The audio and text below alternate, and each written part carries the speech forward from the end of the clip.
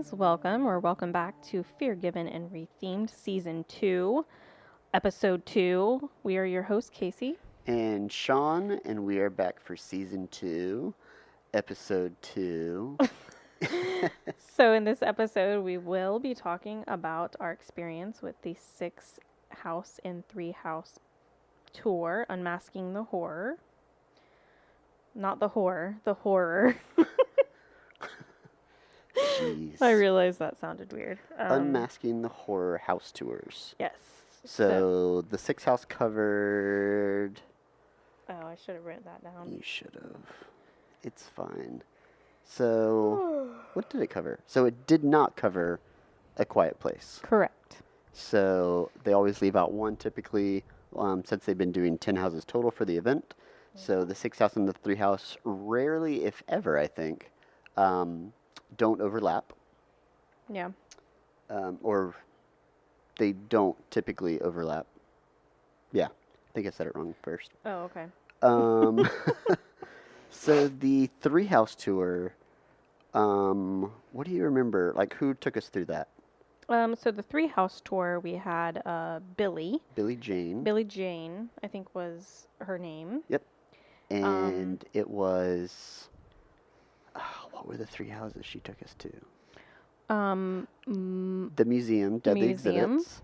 Deadly Triplets Exhibits. of Terror. Triplets. What was the third one? Um, It was not Goblin's Feast. Was it Insidious? no. Was it Ghostbusters? Slaughter Cinema. Yep, Slaughter Cinema. Yep, you're right. So let's go through A Quiet Place. You have a few little fun facts about it. Okay. And then we'll do the 3-house and then the 6-house, yeah? Yeah. So, A Quiet Place, we didn't get to go through it, obviously. Wait! But what? I feel like we should preface all these with the code names and the hidden animal of this year. Okay. So every year, in case you are not aware, they have code names for all the houses, and they're all typically themed in the same way. So last year was fruit, and then this year was different types of desserts. Yeah. Last year, the creators and designers hid tiny little plastic frogs. Yep. They hid tiny little plastic frogs. And this year, they hid tiny little snails. Yes, but I didn't note where those snails were. No, because they are not multicolored. They're very boring snails. Yeah, so find them when you walk through. You will not be able to find them when you're going through. It's very difficult under show lighting. Yeah, you'll have to just do the behind the. Yeah, so sorry to pause you, but yeah, it's okay.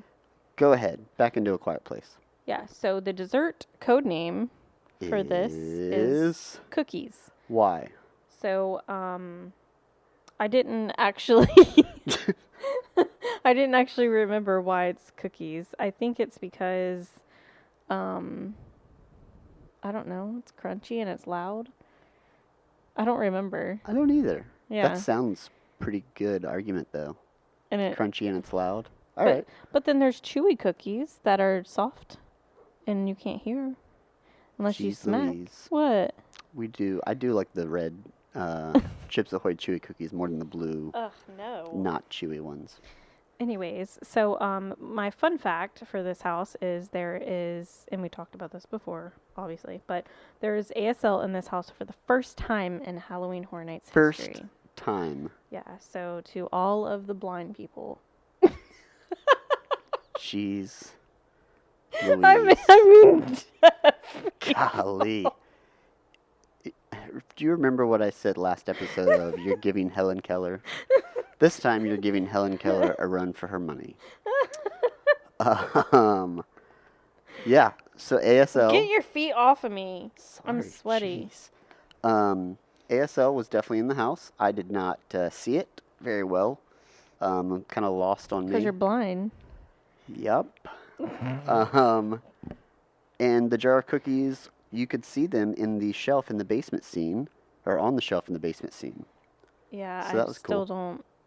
remember I don't seeing remember that. why it was codename Cookies. No, I don't either. Okay, Who next knows? up, we have Ghostbusters. We're doing the 3 house and then the 6 house though. Oh, I'm sorry. What's It's what's the fine. next one? Let's do Slaughter? Slaughter Cinema 2. Okay, so Part of the 3 house. Billie Jane was our tour guide. She was great. I think we had a blast. Yeah. Highly recommend. All the tours, all the hosts have been great so far. We haven't had a bad one. She's in my top 3 out of the 4 tours we've had. Probably my number 2. Yeah. Yeah. I liked the 6 house tour guy better, but I think my favorite host so far is David Brin. oh yeah. We and then, requested him, but we didn't get him. Yeah, we had him last year for the 6 house tour.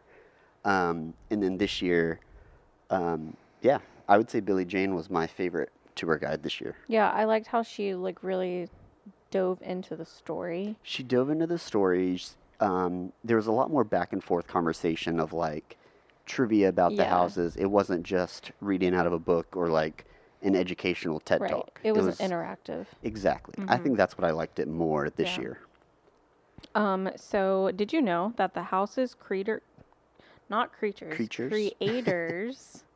are looking to see which film will be the most popular with the fans as it may become its own house in the future? Killer Kringles for the win. Yes, I hope so. That'd be neat.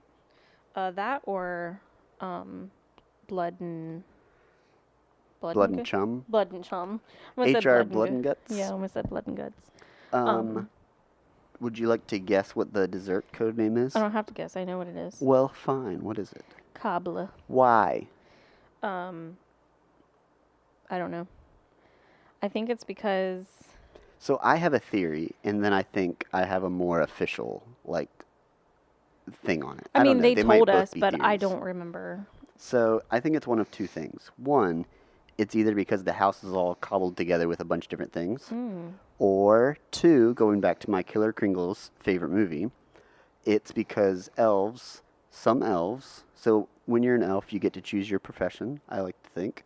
You can either choose to be a North Pole elf, a South Pole elf, you don't see them very often, a shoemaker elf, or a gremlin that gets into computers. I think those are elves too. Like, they're elf adjacent. Okay.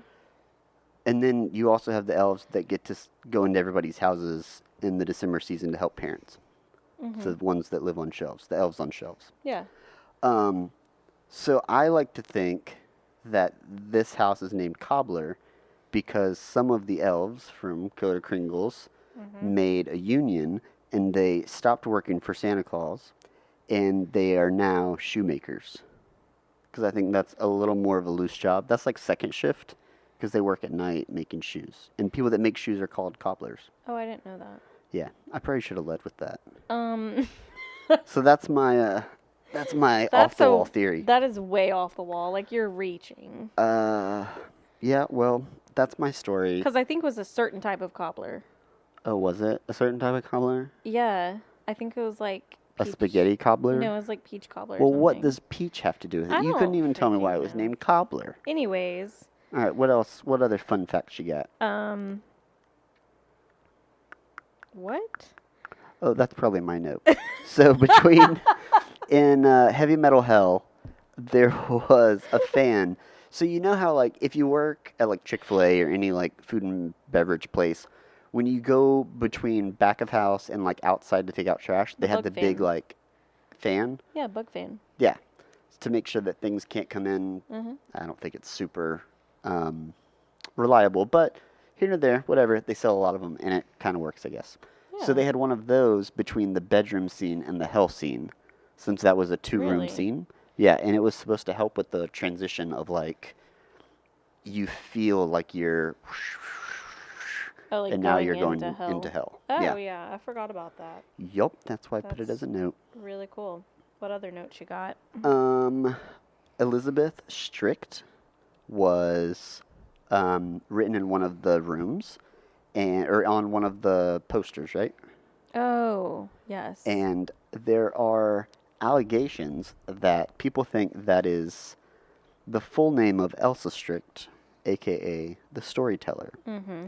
So, some people, including our tour guide, Billy, think that maybe, just maybe, the storyteller will return in future years. Yeah, that would be kind of cool, actually. We talked about it in the last episode, but the shark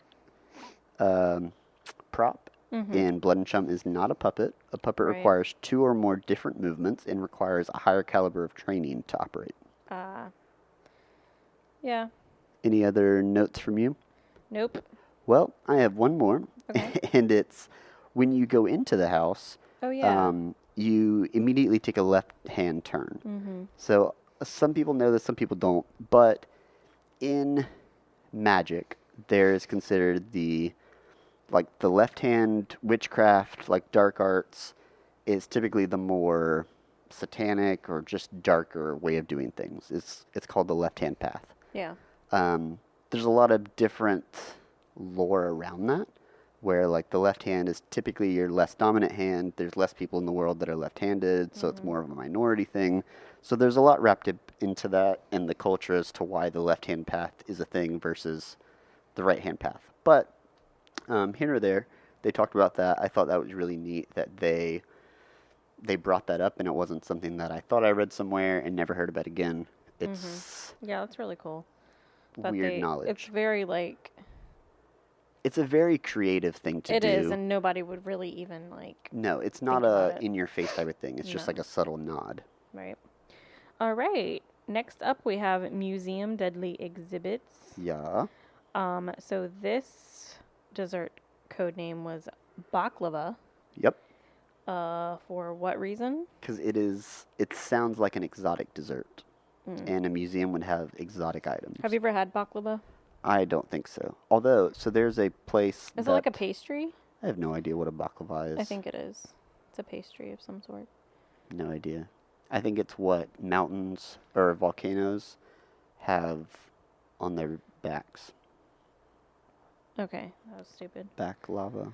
Anyways, did you know that the rot is magical in origin, which is why it presents in glowing blues and reds instead of organic tones? Also, because organic tones are boring to look at under show lighting. That's true.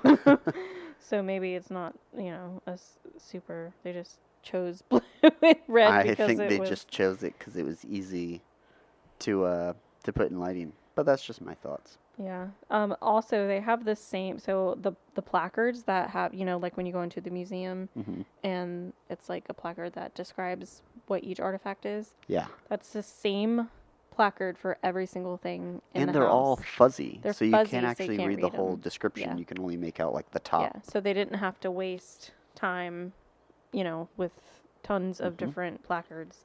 I thought that was pretty funny. Yeah, that was neat. Go ahead. I thought it was cool that the landscaping team actually brings back like real branches. Yeah. If they think they might look cool, they like bring them back to the props team or the set design. They're like, hey, would this be cool in a haunted house? Was that in the museum, Deadly Exhibits? All that? I think there were some in there, yes. Oh, okay. Near the end. Oh, okay. That might be right, yeah. But yeah. Yeah, a bunch of cool looking like branches, especially after a hurricane, Mm-hmm. They probably have a lot to work with now. Yeah, seriously. Yeah. Okay. I liked the idea that the concept of having inanimate objects as the scare actors was interesting. I don't think it was pulled off very well. There was a scene near the end that even the walls were coming alive.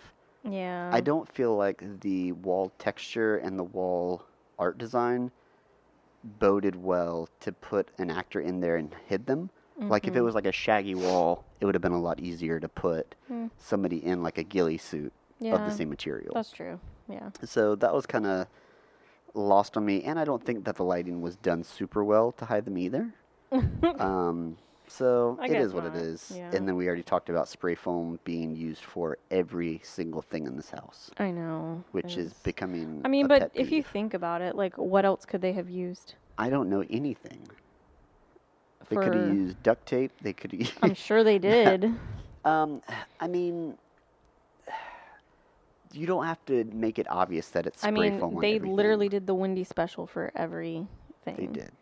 That was frustrating. So the Windy Special is putting like red lights and then spray foaming all around them so that it looks like almost like a fire, yeah.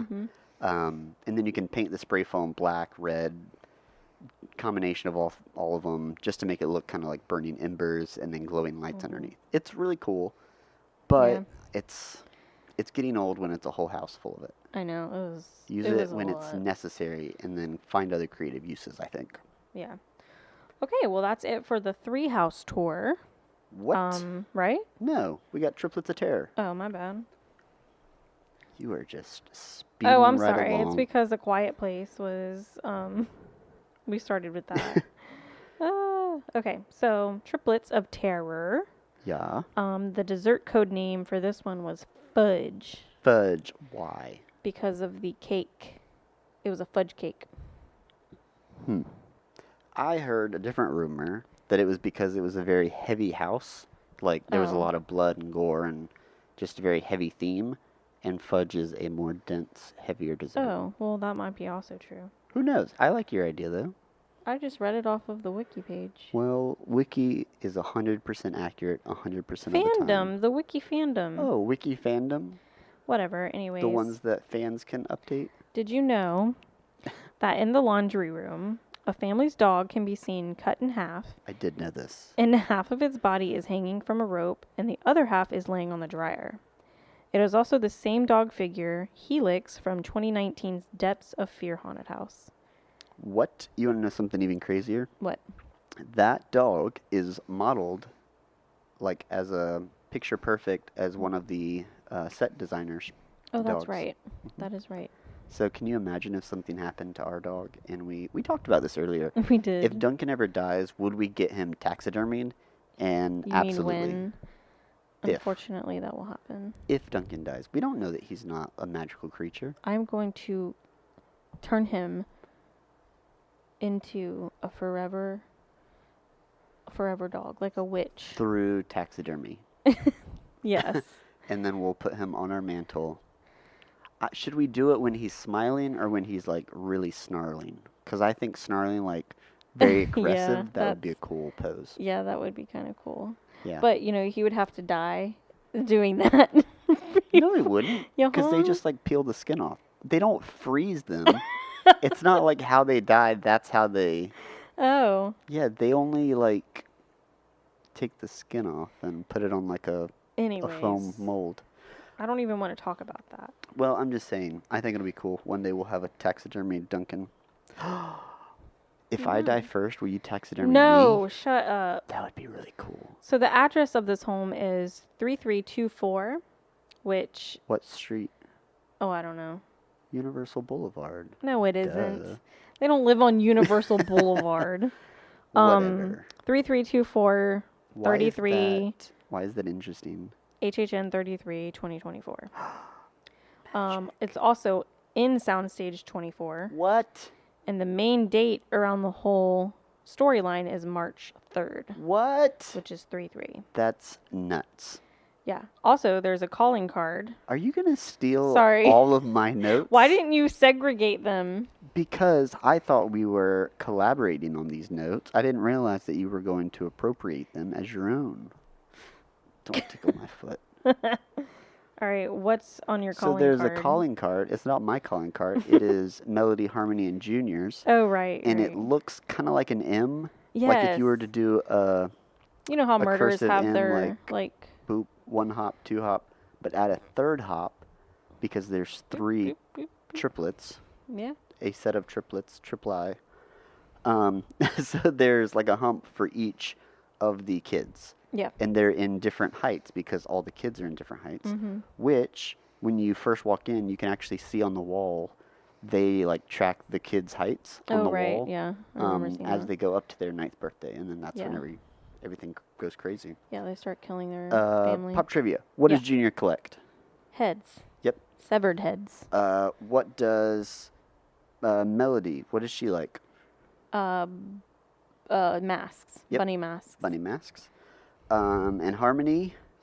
I have no idea about Harmony. Wait, Harmony is the masks. Oh, is it? Melody is the one that that's likes right. killing people, like the real Oh, gruesome yeah, one. the gruesome one where she's like stab, stabby, McStab. Yeah. And in this And one, she slits her mom's throat. the snails, there are 3 different snails, and they're all different sizes. Oh, yeah, I forgot about that. Yup. Yeah, I don't know where they're at, but... Oh, I think they're all 3 together, but I don't remember where. Oh, that would make sense. I want to say they're on like a mailbox or something. I don't know. Oh, yeah, there's one outside of the house, I know. Oh, I think they're all 3 outside of the house on the porch. Okay. I don't know, but I could be wrong, but...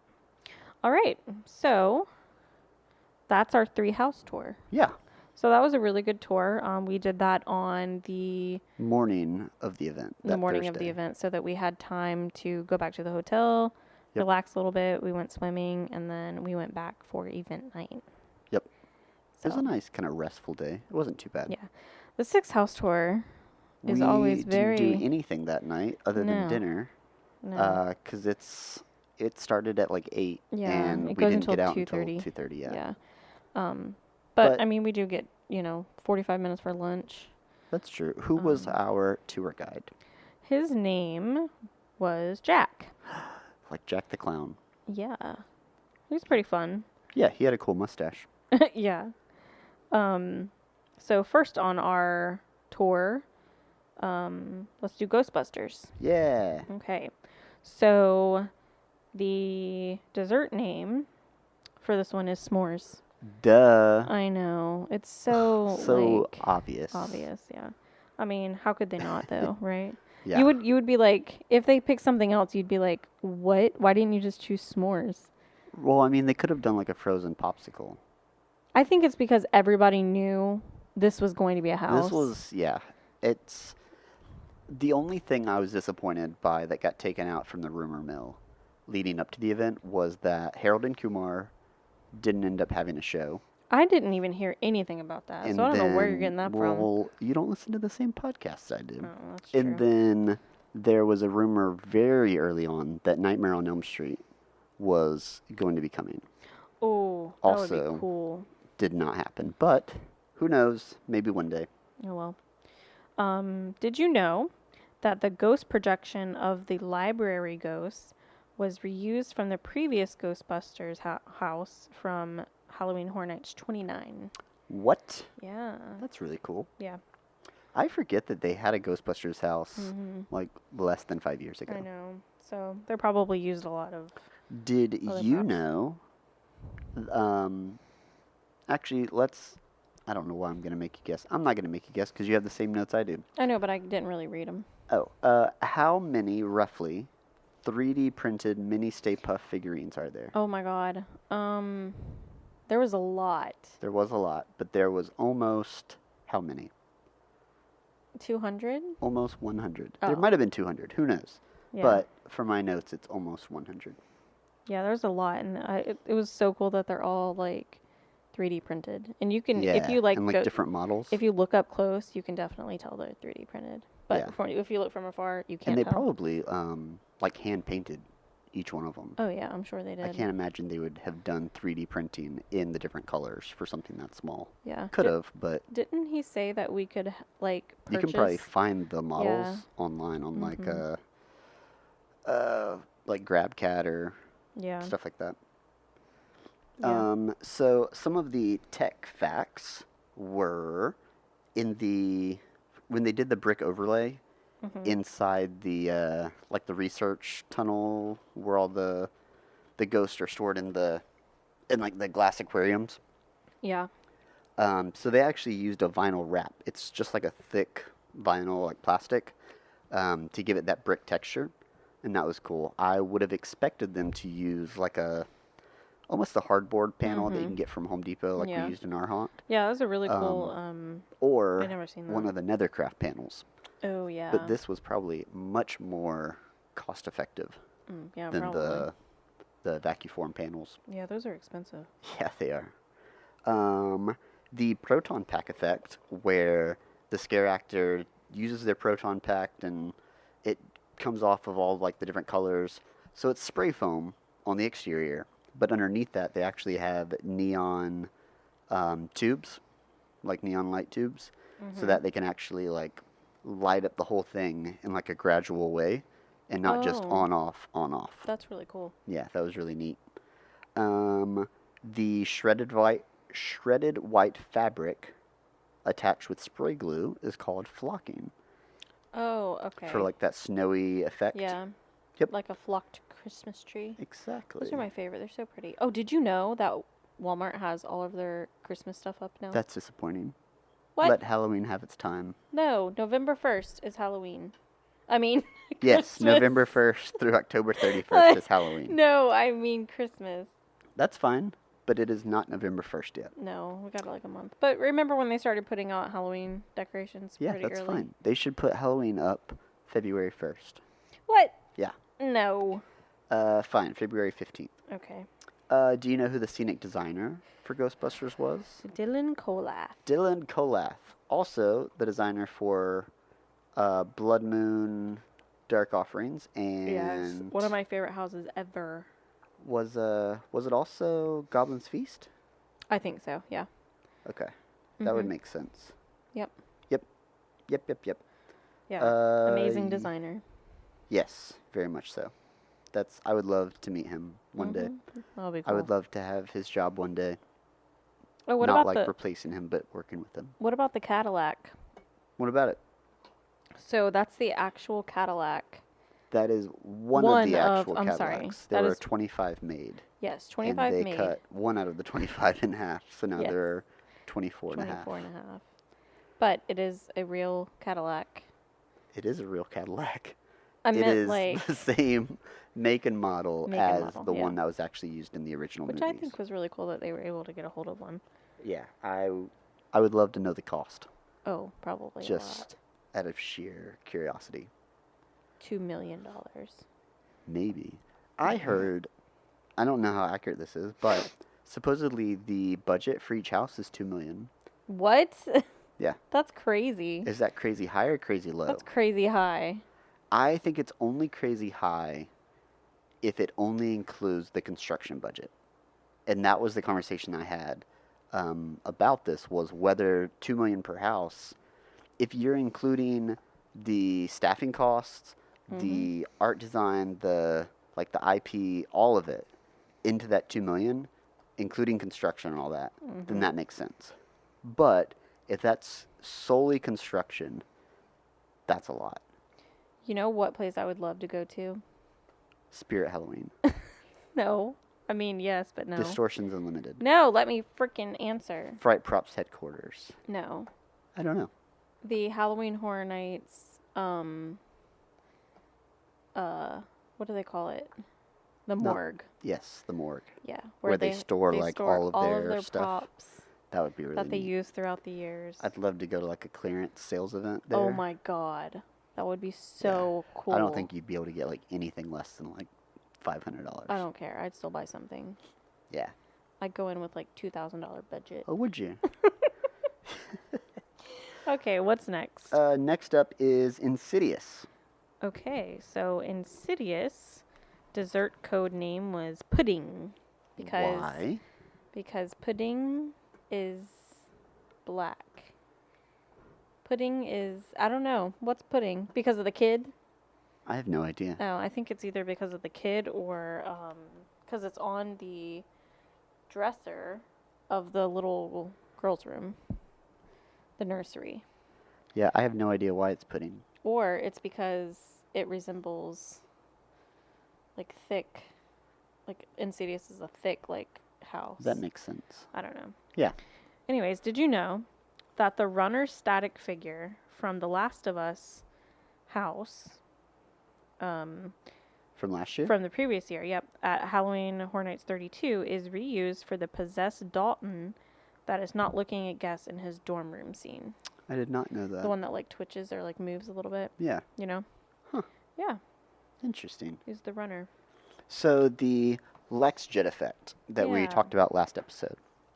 So I looked into this because they kept saying LexJet, and I didn't understand what that meant other than I knew it was a Lexan panel with inkjet printed scrim. Mm-hmm. So normally we would say it's on acrylic, right? Yeah. So acrylic is the type of material, or like the actual material itself. And then you have like brand names. So acrylic, the typical brand name is plexiglass. Okay. So when somebody says, hey, get me a piece of plexiglass, really they mean, get me a piece of acrylic.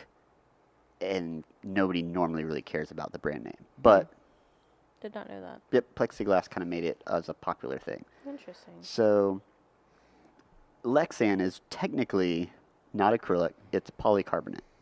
So Lexan can be drilled into, it's a little more flexible, and it's also a little more impact resistant than acrylic. So we used acrylic in the pseudo escape room that we developed for Halloween this year, that we'll talk about probably eventually in a later episode. Yeah, probably. So we used acrylic, and every time we tried to drill a hole through it, it liked to crack. So if we would have been able to acquire Lexan, we would have been able to drill through it much easier without it actually cracking, because it's not as brittle. Is Lexan more expensive than acrylic? I would say probably, but I don't know for sure. Gotcha. But yeah, That's so good to know. we've done this effect on acrylic, and it worked really, really well. We followed a tutorial by, oh my gosh, what's his name? No idea. Van Oaks. Yep, we followed a Van Oaks tutorial to do the same. It's the same exact thing that Haunted Mansion does for their haunted portraits, where the lightning flashes behind them and you can see the image behind it. So they do this a little differently. So how Disney does it for the Haunted Mansion, it's 2 pieces of printed film, basically. And this one, they typically used it as just a facade with a printed image, and then behind that is an actual statue, an actual static prop or something like that. Which is so, like, that will get you. Yeah, they do it really, really well. They use it a lot. Oh, this year they used it usually in almost every house, I think. Yeah, it's still really well done. Yeah. Cool. So yeah, we talked about it a little bit, but a lot of the faces, or all of the faces, were scratched out in any of the family portraits or photos, just for licensing purposes. Yeah. Do you remember what the door handle on the main entrance, the big red door, how they made the door handle? Oh yeah, it was 3D printed. It was. Pretty large file, too. Yeah, and I touched it, and I was like, this doesn't even seem like a 3D printed. No, they put like metallic paint and a couple, it's really cool. Several layers. Yeah. Yeah, really, really well done. Yeah. And fun fact, that door is only one-sided. If you look at the back of it, it's just a bunch of like theater flats. Really? Oh, that's cool. Yeah, it's really neat. Cool. All right. Next up, we have Universal Monsters Eternal Bloodlines. Ooh. You want to guess what this dessert code name was without looking at your notes? I do. You just looked at your notes. I did just look at my notes. And I'm going to say donut. Wow. Why was it donut, though? I think because of this, the sprinkle effect. It was a powdered donut. Powdered donut, yeah. A powdered? A powdered A powdered donut, yes. Yes, because of the Snoop effect used throughout the house. Yep, and we have a new fun term, interstitial murals. Oh, yeah. Apparently this was another trigger word for a lot of the guys this year that they made sure to harp on in their training.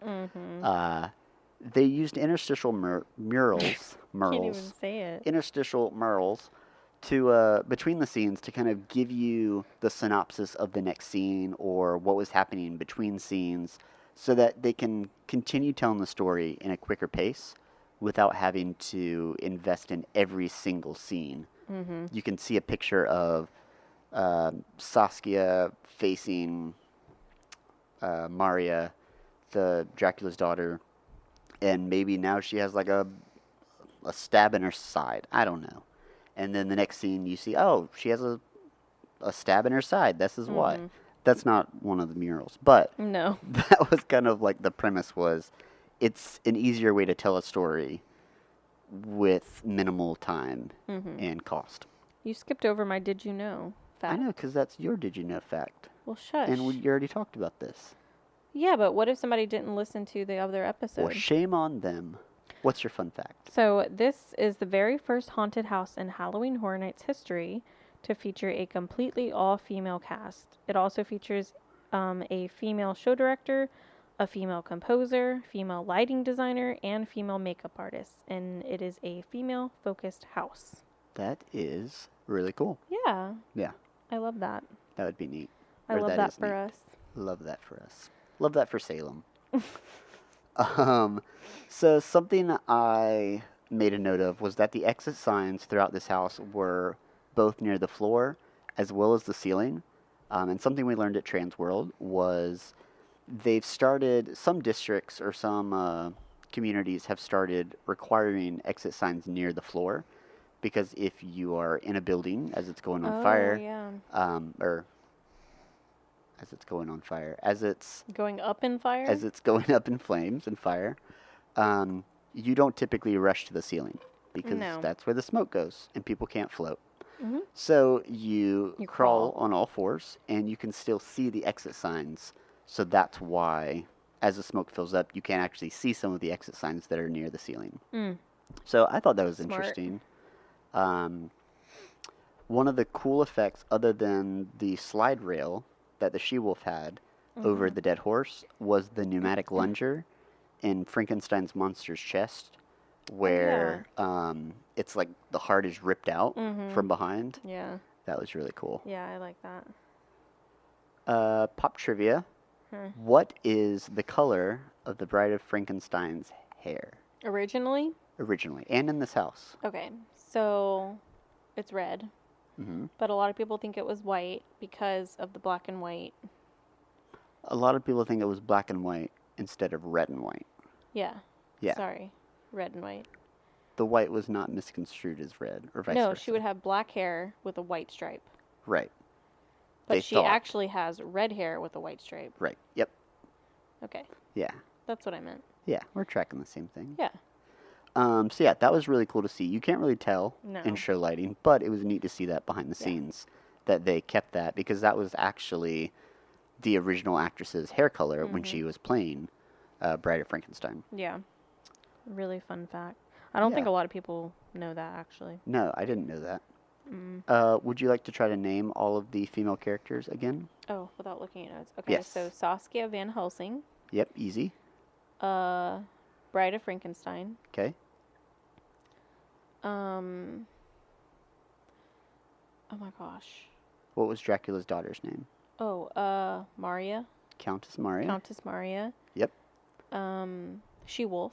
Yep. How many are there? 2 more. What? Yeah. Invisible Woman. Oh, Invisible Woman. Always forget. And then there's another group. Yep. The Sanderson sisters. No. Close. The brides of Dracula. Oh, I didn't know that. They were in the scene with the staircase. All the dead vampires, those were the brides of Dracula. I didn't know that. That's crazy. Yep. And in that same scene, if you were to walk into that room with the staircase and look backwards, there's a bunch of staples in the wall. Yeah. Because it looked like they had sif there or some sort of like curtain, and they took it off. Oh. But all the staples are still there, which is nice to see, because they didn't have time to remove all the amount of sif that we have moved or taken down or put up already, and we've been 1 month in operation in the haunt, is incredible. You don't think about taking the It's a lot of staples. Yeah. A lot of staples. Yeah. So if you walk through that house and you get to the room with the brides of Dracula, look back and look at all the staples. Maybe they went back and took all them out. I hope not, because it made it feel like, even though they're on a way, way higher commercial level, they're still just using duct tape, zip ties, and staples. Yeah, basically. Yeah. So it makes me feel better. Yep. Another cool effect was the lighting and the candles, and how you heard like bat wings. Yeah. And it like and all the candles kind of went off, but in a fluid motion from one side of the room to the other. Yeah. It wasn't just on. That was in another house that we learned, but I don't remember what house it was. Oh, I thought it was this one. Mm-mm. Huh. No, I think in another house like previous years. Oh, maybe. Yeah. Also, there were some tape left behind from the directors showing. So they'll take blue tape, like painter's Oh, tape, yeah. everywhere, and they'll label like camera goes here, Yeah, before or shift, blue light yeah. goes here, red light goes here, so that they can just say, hey, lighting or designers, go in there. This is where I want specific things, a camera, whatever. I think they also use that for to fix things. Probably. So they put tape. Somebody goes in the houses. Yeah, and just then, like they do on like an inspection type of thing. Inspect and see what needs to be fixed, and then they put blue tape up. Yeah, so it was, again, really cool to see that somebody had left that behind or hadn't gotten around to it yet. Yeah, so yeah, they're always changing mid-season. I mean, there's always something you're going to overlook when you have that much to do. So yeah, that's all my fun facts. Cool. Next up, we have Monstros. The monsters of Latin America. The dessert code name for this was flan. Flan? Why? I guess because it's a Latin... Yeah, I guess so. I don't think I've ever had flan. Have you? No. It's probably really good. Is flan like... I have no idea. Is it like creme brulee? No clue. I don't know either. I could guess, and I would make something up. I probably have had it, but I didn't like it, so I've never had it again. It's probably really good, though. Who knows? So, did you know that the announcement of this house marks the first time in Halloween Horror Nights history that a house from another event exists, while a sequel to the original house also exists, with this house operating alongside Monstros 2, The Nightmares of Latin America, in Hollywood.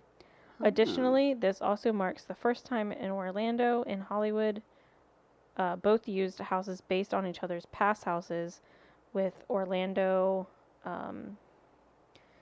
getting Monstros and Hollywood getting Dead Exposure, Death Valley. That's so they cool. kind of swap stuff. And yeah.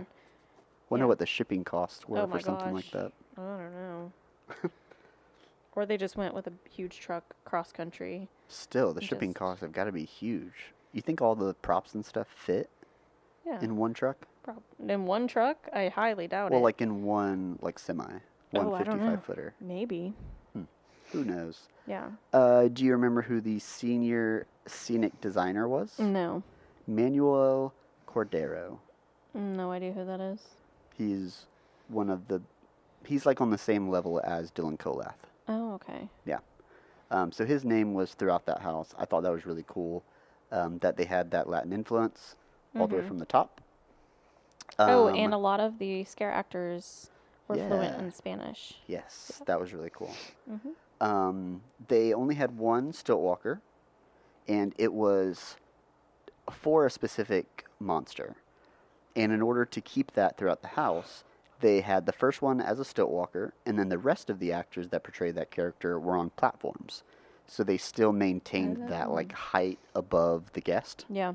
So that was really cool, kind of thinking that through without investing for stilts, which are like $300-400 for each actor, as well as having to find people with that skill set. Right. Because that's not an easy. No, not at all. I couldn't do it. Not an easy ability. Yeah. Yeah, trait. I don't know. Whatever. And then this is also a full custom animatronic for the bird lady. Oh, yeah. Wasn't it that one? Yeah. It was so detailed. Oh, my God. Yeah. If you, stand there and look at it. It looks absurd. It's crazy. It's very realistic, I guess, in a weird way. Oh, yeah. It definitely looks real. Yeah. And then they had the bird lady standing on the platforms across from Mills Diane. Yeah. She was standing out there. Yeah, that was really cool. Yeah. Super creepy. Yeah. And that's all I got for Monstros. Alrighty. Cool. Next house, we have Major Sweets Candy Factory. So this dessert code name was Pie, which is so weird because they have so many desserts to choose from. Exactly.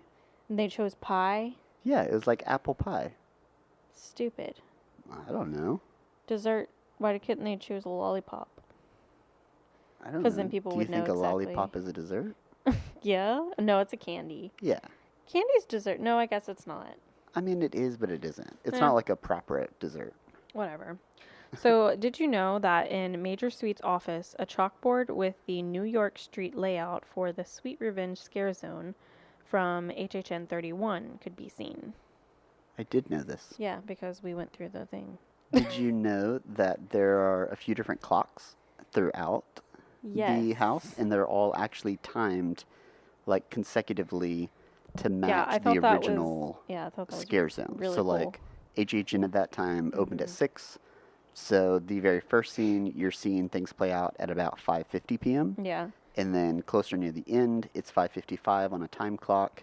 And then it just gets closer and closer to what we would have experienced in the original scare zone. I thought that was really clever that they did that. And it was really funny that one of the clocks was like not accurate, and so our tour guide was like, "Yep, I'm gonna change that because it's not supposed to be like that." Right. So do you remember one of the nicknames for this house? No.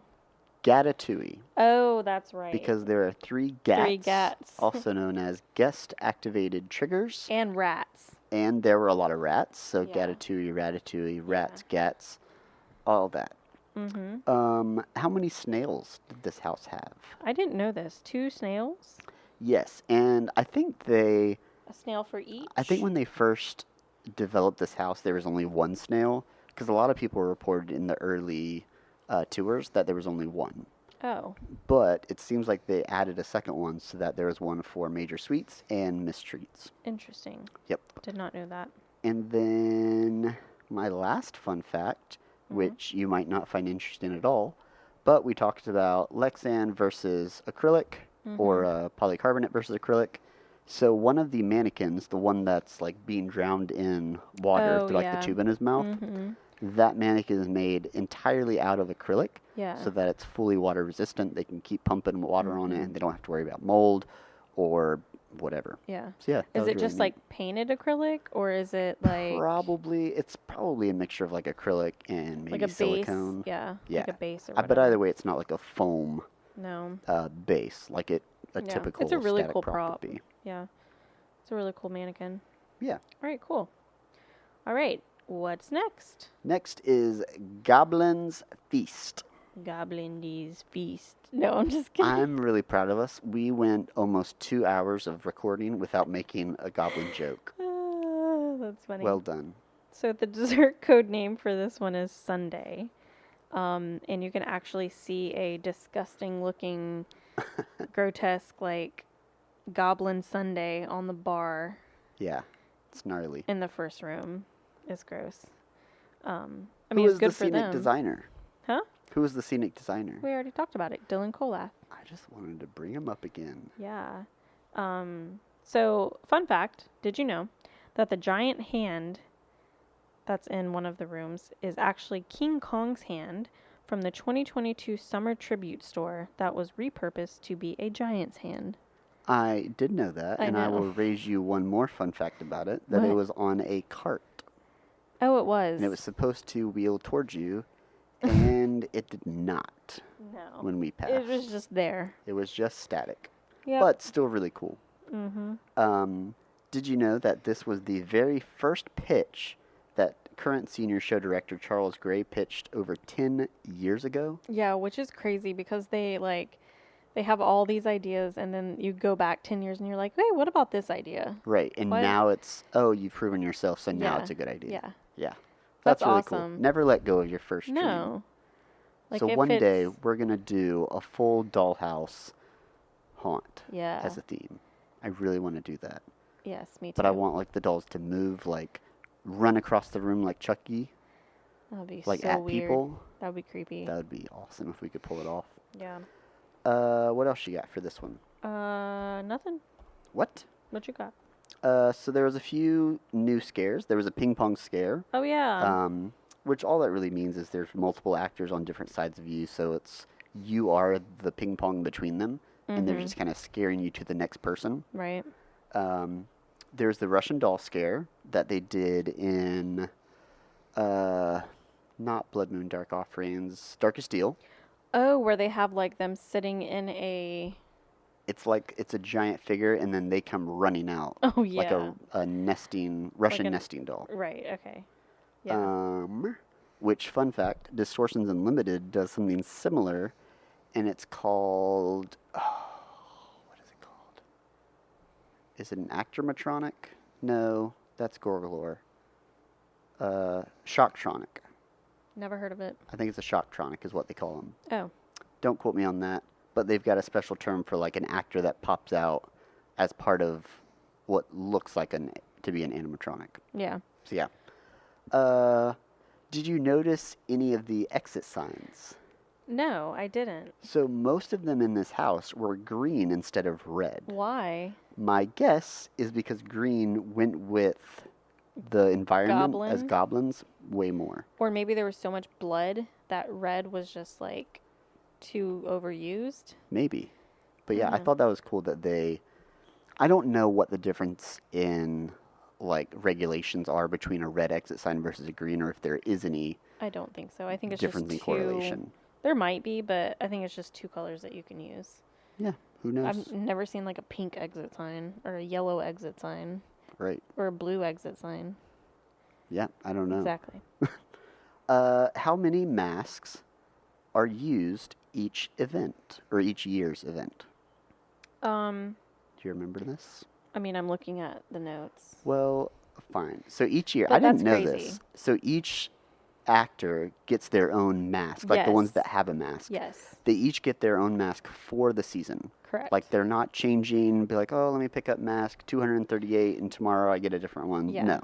When you get your mask, that's your mask for the season. Right. So they don't have to keep cleaning it every time. And at the end of the year, all of those masks are shredded. Mm-hmm. So that they're not. I wonder if you can keep them. I doubt it, just for like so IP you don't reasons. sell it. Yeah. Yeah, because I would imagine those masks would go for a pretty penny for like collectors. Yeah, for sure. So yeah, so there's about 700 masks used each year. Yeah, that's crazy. Yeah. And those masks, those goblin masks, wow. Yeah, those are really cool. They're so good. Yep. All right. Was that everything? I think so. All right. Are you ready for your trivia? Yeah. Okay. I have 6-ish questions. Some of them are tied together. Okay. Don't look at your notes. I'm not. What city is the drive-in theater located that is outside Slaughter Cinema? Oh, Cary, Ohio. Okay. Which is not an actual city. Correct. But it is modeled after, I think it's Laura Saltz's hometown, which is like the main creative director. What year was Slaughter Cinema first introduced as a house? Ooh. That's a good trivia question. Mm-hmm. Tick-tock. 2011? Tick-tock. No, 2018. Oh. It's 5 years ago. That was close. You talked about it a little bit earlier. Did I? So I'm glad that you forgot. Yeah, I forgot. How far in advance does Universal start planning for HHN, typically, now in recent years? Well, in recent years, they start planning even before. Mm-hmm. So, like, what was it, 14 months ahead? 18 months. A year and a half before the season starts. Yeah. So they've already they're already planning. Like, they're already... Oh, yeah. They know what the houses are going to be. Next year, yeah. Yeah, which is That's nuts. crazy. Yeah. We can't even. I mean, think you past have this to year's haunt. because at that there's level, so much to do. Yeah. There's just I mean, not to be enough time. fair, we helped Gainesville Fear Garden with theirs in 6 weeks. Yeah. Which is still crazy to me. But yes. whatever. That's a different episode. What is the Bride of Frankenstein's famous quote from the movies as well as they incorporated into the Monsters Eternal Bloodlines house? When she yells, "No!" I don't know. Close. What? She says, "Let him live." Oh, yeah, let him live. And what does she say? Let her live in the Eternal Bloodlines? Because no, Frankenstein is in the house as a prop. Oh, that's right. Mm-hmm. So technically it's not an all-female house. Actually, that's very true. I didn't even freaking think about that. Yeah, but it's not a real How could they actor. let Frankenstein in there? Let him live. It's okay. He's good. All right, so I'll save the most difficult one for last. Okay. What were the names of the items on all of the placards in Museum Deadly Exhibits? Oh my god. I knew you were going to ask me this. Mm-hmm. I do not remember at all. Tick-tock. I don't remember. Mesopotamian hammer. I would have never guessed that. When was Major Sweets' Scare Zone? Like the first one? The Scare Zone. Oh, the Scare Zone was last year. Nope. What? 29. No. I don't know then. So you gave me an HHN number Sorry. and then you gave me 30, a year. 32. No. 29? No. It was 31 because it was in 2022. Okay, I knew it was somewhere 2 years within the ago. past 5 years. What was the official name of that Scare Zone? Ooh, It did not have Major Sweets in it. Major Sweets' No. name in it. It didn't have his full name in it. Sweets. Tick-tock, tick-tock, tick-tock, tick-tock. Sweets Factory? I don't know. Sweet Revenge. Sweet Revenge. Yep. That's what it is. I was close. You were kind of there. Last one, Okay. and the most difficult one of all. What is the name of the podcast that covers the Barmy triplets? Oh. Like not the Universal. Not Discovery Universal. The one that was like on the wall as like the name of the podcast. Oh. Yeah. Oh my God. I'll give you the initials. Okay. UMP.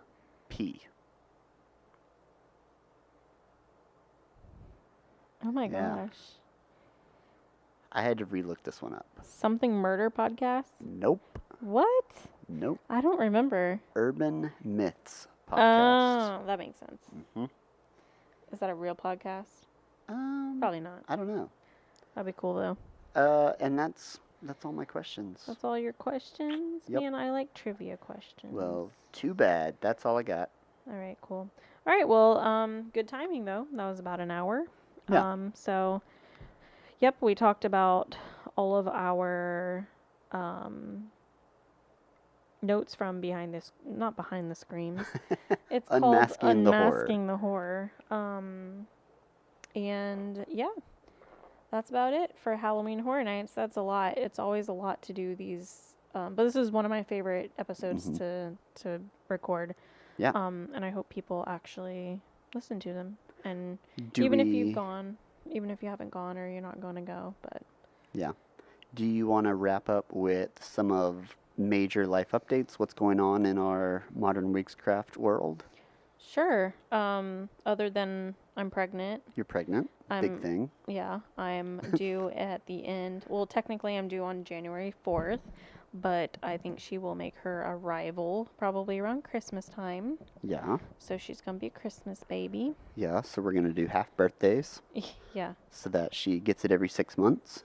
Yeah. And we now have an official LLC for Modern Witchcraft. So Fear Given and Rethemed Podcast is underneath that. Yep. And part of our more commercial venture or professional haunting is now being partners with Gainesville Fear Garden. And we've developed a private experiment, which is kind of a mini haunt within their bar. Check it out. It's really cool. Gainesville, Florida. And we also helped them design, build any of the effects, any of the props, really anything that we could help with. Yeah, it's been really fun. And this year's season, which is AI House of Horrors. House of Horrors. Horrors, not horrors. It's not a strip club. AI House of Horrors. That would kind of be cool, though. No, I'm just kidding. It would be interesting. Just a bunch of deep fakes. Yeah. So we've been very busy in this off season. But starting November, we will be settling down, getting ready for baby. And Gainesville Fear Garden's Solstice Seance Christmas event. Maybe. Maybe. We may be retheming the private experiment around that time as well. Yes. So you will be resting. I will still be going nonstop. Yeah. Probably between here and Transworld at the end of February, because we are all booked up for that as well. Yes, but you do realize a newborn will be added to our mix. So oh yeah. You'll have to help me. I'll never slow down. No.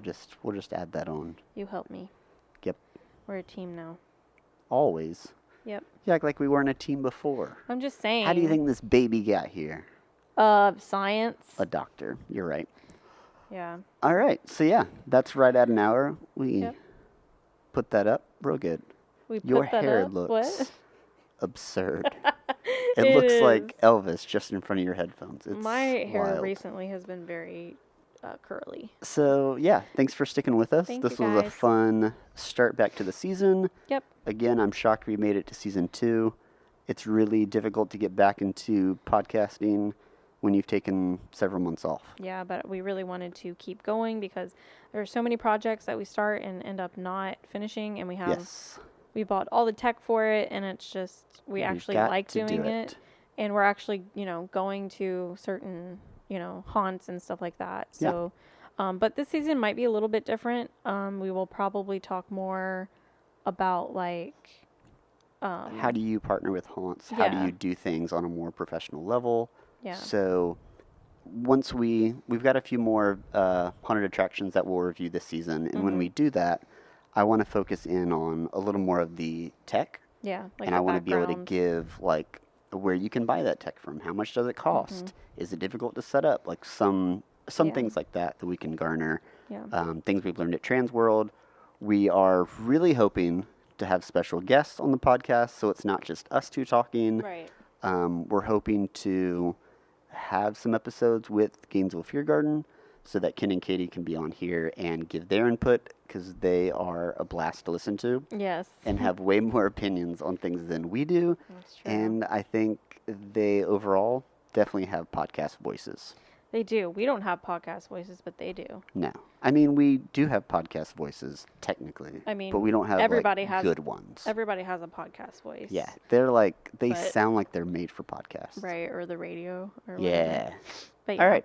All right. Well, stay tuned for more episodes, and we'll see you then. Bye. Bye.